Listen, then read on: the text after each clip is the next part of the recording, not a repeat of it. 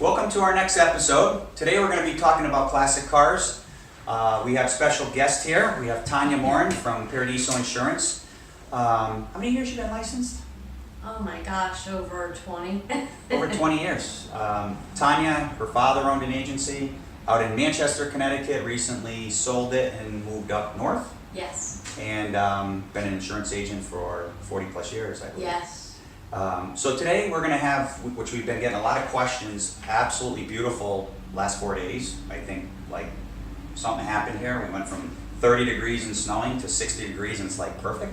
So the classic car questions popped up in the last couple days. So first and foremost, Tanya, could you just explain the difference between a classic car policy and just putting it on a standard, regular auto policy? On a standard auto policy, you are looking at actual cash value, which you may lose out on a classic car. Sure. Where somebody's put all their heart, soul, and money into a vehicle, probably rebuilding it and babying it, and you insure that to value on a classic car policy.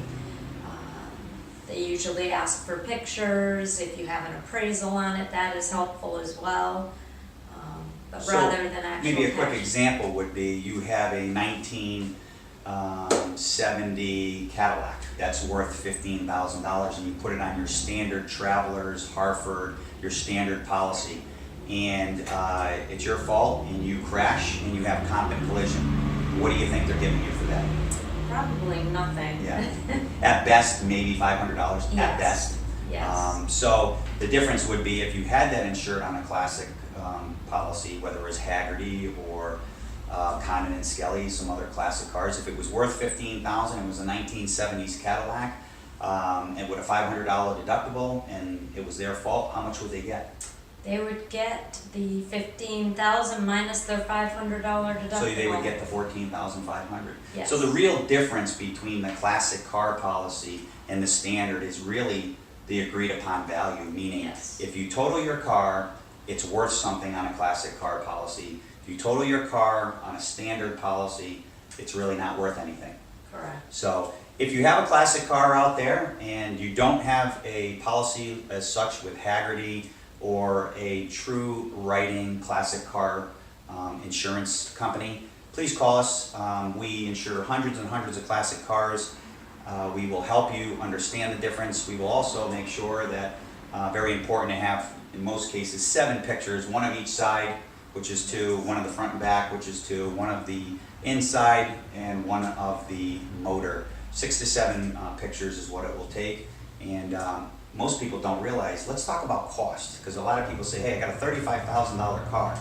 You know, how many thousands of dollars is it going to cost me to insure it the right way? What's the answer to that? It is very reasonable because they take into account somebody who's put this passion into this vehicle is not going to be driving it all winter Sure. in the Sure. snow. They're probably going to be driving it to different shows, maybe out to the ice cream parlor as they call it. Yeah. I actually just wrote a policy last week. I had 2 $18,000 vehicles, Ford Fairlanes. It was just over $300 for That's for a full year. coverage for the year. Yeah. And the reason being, like you said, I don't think people really realize that as a collector myself, if it's raining outside, I can bet you those cars aren't going out. Right. Certainly if there's any sand on the road, as you know, we're going into the transition from winter into the warmer weather. When there's stuff on the road, people don't drive them. Right. They baby these cars, including myself. So that's what comes at the cost. So take the time, I promise you, insure them the proper way, the right way, and you win in the end of the day. Less expensive and you have the right coverage. God forbid something Absolutely. happens. So that's today's tip on classic cars. We hope that you keep emailing us questions. We love to hear what ideas or what questions you might have when it comes to insurance. We would like to go over a couple unbelievably great events coming up. First and foremost, I went to this as a kid, and that's probably showing my age if the gray hair didn't show it. The 72nd Fish and Game Derby. at Stafford Fishing Game. An amazing club, run by a really good guy. He's an amazing guy, really taking the club to a whole family-orientated level. I highly recommend you getting up there, anybody interested in joining the club. But that is May 6th at 9 a.m. The event is free to kids from 12 and under. Like I said to you, I went there. My father was a part of the Fishing Game Club, a life member from the very, very, very beginning. Absolutely amazing family event. If you want a family event, that's free. Donations are accepted because everybody wins. Every kid under the age of 12 is gonna walk away with something. There's free fishing poles. There is just unbelievable the amount. Rob Wilson has done an unbelievable job. He is running it again this year. If you don't know Rob and his wife, they're extremely committed to the community because he's running that, and the following week is Mother-Son Dance hosted by Pac 50, run by Rob Wilson's wife.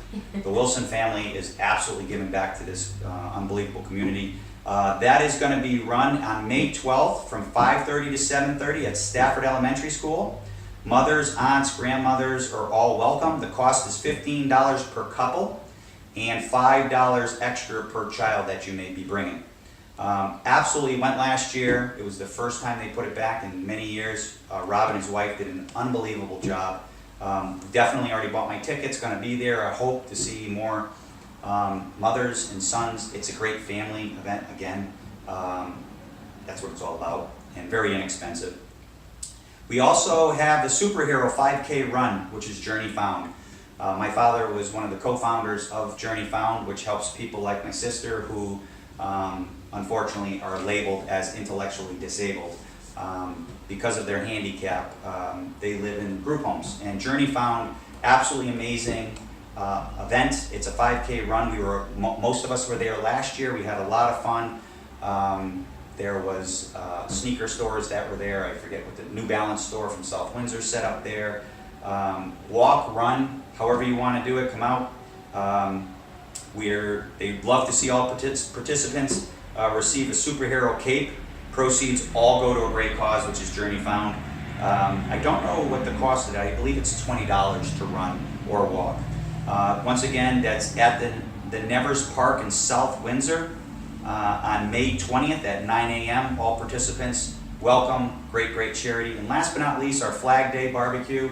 Flag Week is always the week of the 14th, which Flag Day is 14th, which is a Thursday this year. I'm hoping that people with classic cars come out. We want to line this street up. Can't thank the fire department enough. They volunteer their time. They will hang a 30 by 60 flag. If you haven't seen anything more impressive, I promise you, that alone is worth coming down. Free food. There will be sausage. There will be hot dogs, hamburgers, a very large piece of meat, of roast beef being cooked to probably 50 to 100 pounds. Everything is on our dime because we really want to celebrate Flag Day and what it stands for. There will be free t-shirts, and we also have a true patriot, Colin Rice, who owns 98.3 radio station. He is a guy who gives back to veterans, so we always love and to have him. So 98.3 will be joining us again this year, and we hope you can join us. Once again, it's June 14th from 11:30 to 2 o'clock, but that doesn't mean if you're here at 3 o'clock, don't worry. We hope we'll have t-shirts left. We have and will be pre-ordering 750 t-shirts. Last year we did 500 and we ran through them that we had to then order more. We will have replacement flags. Please bring a flag so that you can receive a flag. The replacement flags are meant, so you have to bring a flag. Please bring a flag. We will properly get rid of it, and it goes through a proper ceremony. And we will replace that flag for you. So with that being said, thank you, Tanya. Hopefully it was educational and people enjoy the tip. And please keep the emails coming on what you may have for questions or concerns, and we'll cover it in one of the next episodes. Thank you for now. Until next time.